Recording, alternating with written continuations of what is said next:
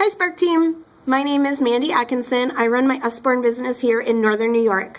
One thing that I like to use the UBAM Force for is I like to use it to do a lot of fundraising and things like that to bring resources into my community, because I live in a community that faces a lot of poverty. We have 20% of our population lives below the poverty level, and I was talking about some of the situations with my team leader Beth, and I was telling her, like, there are people here who don't have running water. They live off the grid in the woods, no water.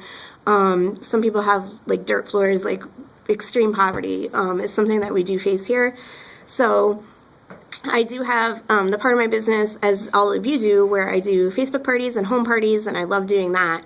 But in addition to that, I try to use UBAM to be a force for literacy in my community, because I see that as a way to help families that are in poverty overcome that eventually, that their kids could eventually rise above that by becoming educated.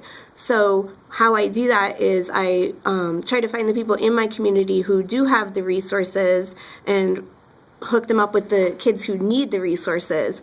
And I can do that by doing the Cards for a Cause fundraisers. Those are great. I've done that a few times, and kids in the community were able to use that to go on trips that they definitely would not have been able to afford to go on without the fundraising.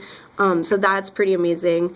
And I've done some book drives locally, and those were also great. We recently did one in early December for foster kids locally, and that was such a great feeling, knowing that those books were going to kids that, you know, they were taken out of their home and probably confused and sad and just don't know what's going on, and it's Christmas time, and at least they were able to get a really nice book, you know, or some of the kids were able to get a really nice book. So these are the things that you can use your UBAM business for. Use it as a force for good, and use it just to bring your community together, and, you know, let people know that you're a resource in your community that they can turn to if they need help getting these things, that, you know, you want to be the person that they think of when they're thinking they need books or they need funding.